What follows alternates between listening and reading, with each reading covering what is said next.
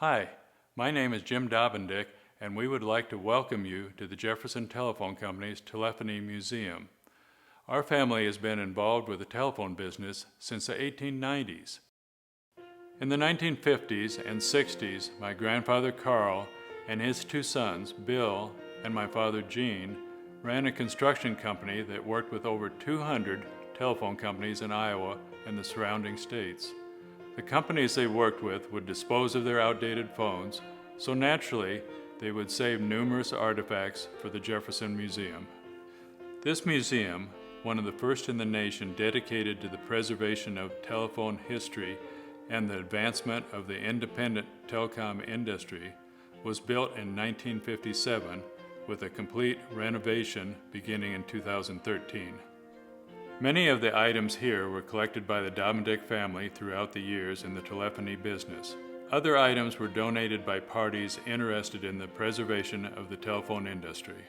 We appreciate you visiting, and we welcome any questions that you may have. So please ask to speak with a Jefferson Telecom employee after your tour. Telephone. It comes from the Greek words tele, far, and phone, sound. Before the 19th century, the word was used to refer to any device that conveyed sounds to a distant point, even megaphones. Beginning in 1838, the telegraph allowed communication over a distance via electrically produced dots and dashes. However, the device could not transmit human speech. In the late 1800s, many inventors worked to develop a telephone to electrically transmit understandable speech over a distance. By 1863, Johann Rees had designed an instrument that could transmit a human voice. From 1874 to 1875, Elijah Gray patented a telephone receiver and developed a transmitter, and on February 14, 1876, he submitted a notice to file a U.S. patent for his device. Meanwhile, in 1872, Alexander Graham Bell began experimenting in telephony. Bell hired Thomas A. Watson to assist him, and they sent voice-like sounds through their equipment in 1875. Worried that Gray might transmit a human voice before him, Bell applied for a U.S. patent on February 14, 1876. Only hours before Gray filed his notice. At that time, Bell did not have a working telephone, nor had he built one before receiving his patent on March 7, 1876. 3 days later, however, Bell and Watson succeeded in transmitting an intelligible human sentence to a receiver 2 rooms away. This historic first sentence was, "Watson, come here, I need you." From 1876 to 1877, frequent demonstrations took place. As investors raced to improve Bell's barely functional equipment, disputes began to arise between them and the Bell patent holders. In the first 10 years after receiving his patent, Bell used the vagueness of his patent drawing and the description to win over 600 lawsuits against other telephone inventors, and he was able to stop them from producing and selling their equipment. Telephones were slow to catch on, though. Telegraphic dots and dashes seemed sufficient to most people. In fact, in July of 1877, there were only 234 telephones operating in all of the United States.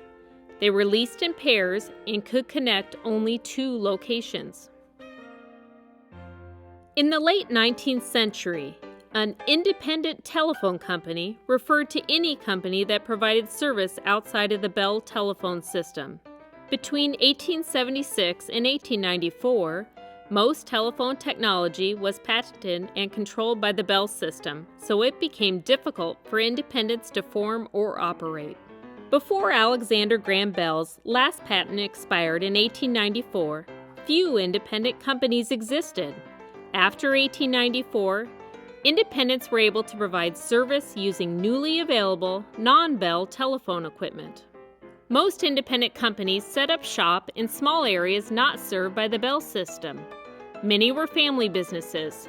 Mom operated the switchboard, while Pop would maintain the telephone lines. Often two independents opened in the same locale, and the competition was fierce. In 1897, 400 delegates from U.S. independent telephone companies and manufacturers organized the National Independent Telephone Association to resist challenges from the Bell system. Many Iowa companies joined the group. Meanwhile, the Iowa Independent Telephone Association was organized in 1896 with 18 initial member companies. These independent companies boosted telephone expansion between 1894 and 1902. By 1904, over 6,000 independents existed nationwide, all in competition with Bell. Most independents provided local service, but when the U.S. government ruled in 1913 that Bell, whose company was known as AT&T, must open its long-distance lines to independents, their services rapidly expanded. Toll line charges, however, became a constant point of disagreement. In 1934, Iowa boasted 466 independent telephone companies. By 1951, Iowa numbers had grown to around 750. After that point, U.S. independents began consolidating. Today, roughly 1,100 independent companies remain active nationwide. Iowa, in particular, is home to 131, more than any other U.S. state. Charles G. Cockrell did not install the first telephone in Jefferson, Iowa, but he did organize the town's earliest telephone company. Born around 1870 in Quincy, Illinois, the future telephony pioneer would later move to Jefferson with his brother-in-law to open a jewelry store in 1888. From 1890 to 1891, Cockrell worked as a telephone lineman in Washington and Montana, raising poles and stringing wires. By 1892, Cockrell had brought his technical telephone knowledge back to Jefferson. Upon his return, a local druggist asked Cockrell to install a telephone between his store and his home, and the Jefferson City Council passed a resolution granting Cockrell the right to use the streets and alleys to erect poles. Soon after, he organized the Cockrell Telephone Company, purchasing a switchboard for 50 local lines and erecting telephone poles and wires along city streets. In 1893, Cockrell's company installed its first long-distance or toll lines, running from Jefferson to Farland, Sheridan, and Scranton. Because the telephone was such a novel technology at the time and so few knew anything about it, Cockrell carried out the duties of both lineman and technician. As president of a successful independent telephone company, Cockrell joined the Iowa Independent Telephone Association when it formed in 1896. And by 1899, the company offered 125 local lines, plus long-distance lines as far away as Odebo, Iowa. The 1901 telephone directory lists customers in Jefferson and many nearby towns with 180 listings. In 1900, Cockrell and other investors organized the New State Telephone and Telegraph Company, headquartered in Sioux City, Iowa. In 1902, Charles Cockrell sold his interest in the Jefferson Telephone Company to the Northwestern Bell Telephone Company and focused his attention on the New State Telephone Company. This is an original map of the 2,000 miles of long-distance lines installed by the company. Since transportation was not as widely available at the turn of the 20th century, telephone linemen took their bunk and cook wagons with them into the field. In 1903, a second company was formed called the Farmers Mutual Company, which was later changed to Citizens Mutual Company. From 1903 to 1940, there were two competing telephone companies in Jefferson. This duplication of service made it necessary to have two telephones, one from each company, in order to make connections with everyone in Jefferson. These two companies were consolidated to form the present Jefferson Telephone Company in 1938. C. H. Daubendiek served as general manager of the Jefferson Telephone Company from 1939 to 1962. Gene Daubendiek then managed the company from 1962 until 1985 when James L. Daubendiek took over as general manager. Today, Daubendiek family involvement in Jefferson Telecom is in its 5th generation. In early 1877, the telephone worked so poorly that few people purchased them for either business or personal use. However, during the next 135 years, many technical improvements and changes in style brought the device to its present, virtually unrecognizable state. Between 1877 and 1900, telephone designers first attacked problems such as the poor quality and strength of transmission and the methods of signaling the beginning and end of a call. The no-hands telephone, or strings telephone, of the 1880s allowed users to ring the other end by pulling a string attached to a bell and speaking into the diaphragm made of cowhide. This system would work up to 100 feet. It was comparable to the childhood favorite, tin can and a string. Then they experimented with more compact transmitters, receivers, and handsets, with smaller desktop designs and with alternate telephone power sources. The wall telephone, exposed with magneto, shows the inner workings of the device. The magneto was used to signal the operator or another party that you wanted to talk.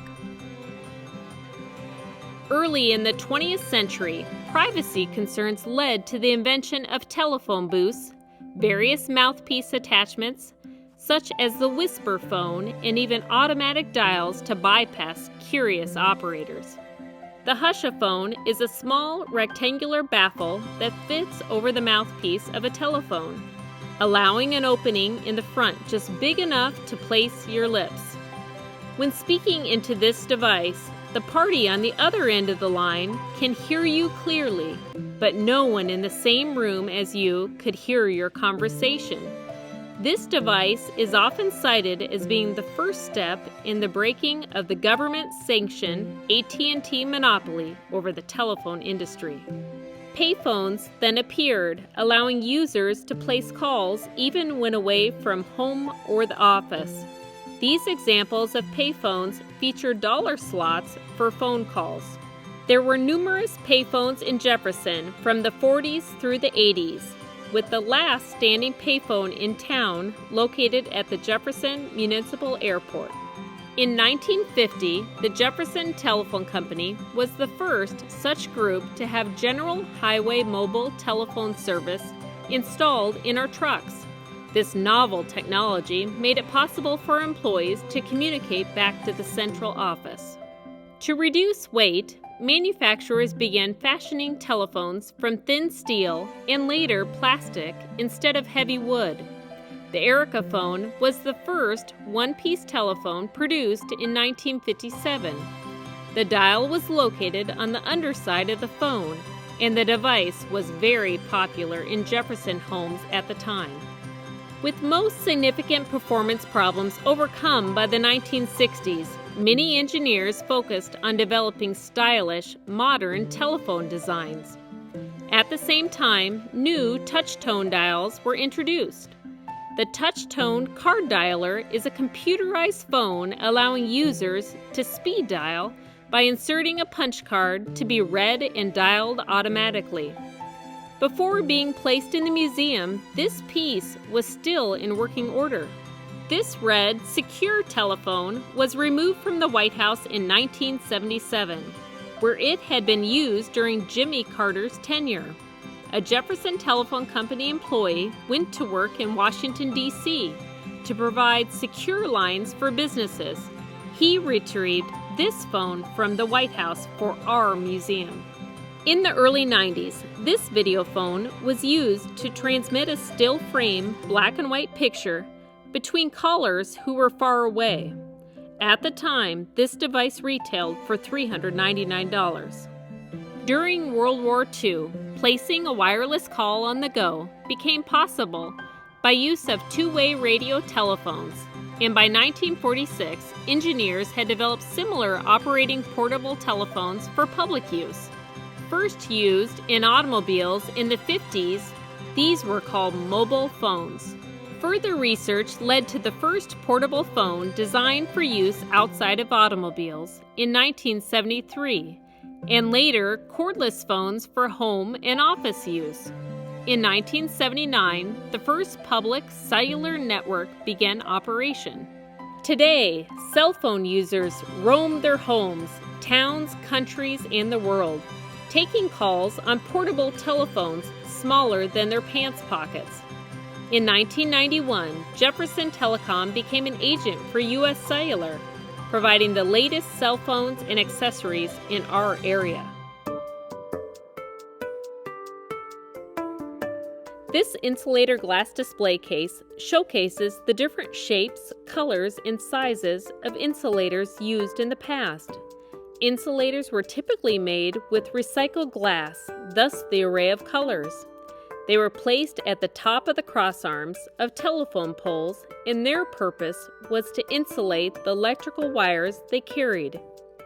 As a result, electricity, and by extension, telephone calls, could be properly transmitted to homes and businesses. The single insulator on the wall was part of the first transcontinental line taken from Dexter, Iowa. This transcontinental line ran from New York to San Francisco. This picture, taken in New York City, showcases all of the telephone lines before it was common practice for lines to be placed underground. Every line went to every phone, which was a nightmare when it came to troubleshooting. This insulator used to be outside the central office and would act as one line that would break off to other lines around town. Now, all lines are buried underground. This test board shows the instruments used to test a line. The board was installed in the Jefferson Telecom basement in the 1920s to monitor lines, talk to the switchboard, and test circuits. This equipment phased out after 1957. Starting in 1876 through the 1880s, almost all telephone calls were transmitted via wire or cable. In the 1870s, telephone messages ran from the caller's telephone instrument along a single elevated iron or steel wire to the receiving telephone. Then, the electric current returned through the earth to the first telephone. These calls ran less than a mile between two telephones, and the words were barely understandable. By 1880, calls completed their entire electrical circuit via overhead two-wire cables, which greatly improved their sound quality. Almost a decade later, underground cables and copper wire made possible the first U.S. long-distance lines. In 1890, paper-insulated and lead-sheathed copper cables appeared. New transmission devices increased call distance by 1910, thus paving the way for transcontinental telephone communication. By 1929, new multiplex wire arrangements and coaxial cable, the first broadband medium, allowed simultaneous calls to travel on a single wire circuit. Deep-sea coaxial cable made transatlantic cable calls possible in 1956, with higher voice quality and call capacity than previous radio telephone service. Then, in the mid-1960s, fiber optic cable appeared. Low costs, enormous bandwidth, and immunity to electrical interference made fiber optic cable systems a revelation. By 1979, these systems were fully operational in the U.S. While cable was being developed, engineers also explored wireless telephone transmission. The first radio telephone call was sent in 1915. But by 1930, attention had shifted to microwave transmission. Television signals and telephone calls were sent by microwaves in the U.S. in 1948. But ultimately, radio waves proved most effective in wireless telephone transmission. By 1946, a primitive radio-based mobile service existed, but a cell phone system, which relays telephone calls from one radio tower to the next, only became available in 1979. Underground cable was originally placed in a duct system. The first ducts were creosoted wood, but later they used clay ducts, followed by direct buried cables without ducts. The first cable was made from lead with additional armor, followed by plastic armored cable. The original individual conductors were insulated with cotton impregnated with paraffin or gutta percha. Later, paper-insulated conductors or pulp-insulated conductors for larger cables became the standard. After World War II, plastic PVC-coated conductors and cables became common. This allowed color coding using a repeating 10-color scheme that enabled identification of individual wires. Previously, each wire had to be toned out to find the desired wire. Although copper cables are still used after 100 years, fiber optic cables are rapidly proving to be the cable of choice for many applications. Fiber transmits phone and internet services over the same fiber optic line and greatly enhances the quality and performance of both. With fiber, customers can look forward to feature-rich phone service and much faster internet speeds. Current generation fiber-to-the-home technology is capable of delivering virtually unlimited bandwidth in order to handle future needs for wired and wireless connectivity. In Jefferson, in 1995, new fiber facilities were placed in service for toll calls. In 2001, the Jefferson Telephone Company once again upgraded her system by burying fiber optic cable through the rural areas, replacing buried copper cable. The project helped provide high-speed internet to the rural area and developed a backbone for future technology upgrades.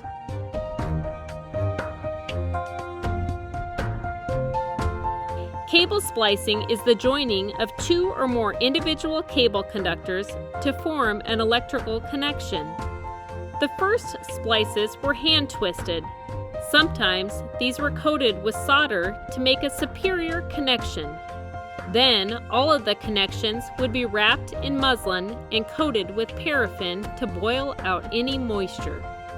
Later, a variety of mechanical splices were used, mostly on plastic insulated conductors. For fiber optics, mechanical splices and fusion splicing, better known as electrical welding, are used. The display below shows various cables in a simulated manhole. In addition, there is a variety of tools used on lead-covered cable to splice copper conductors and to seal the lead splice case enclosures.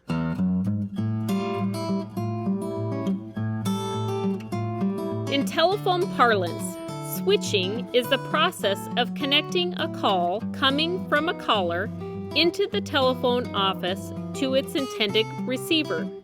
At first, no switching was necessary because the earliest phone lines only connected two telephones. But when telephones multiplied in number, the first switching device was developed.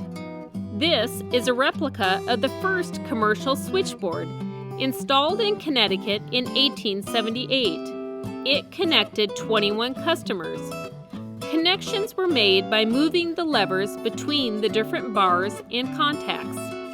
Women began to be hired as operators in the late 1800s because boys were hard to train, rude, and unreliable.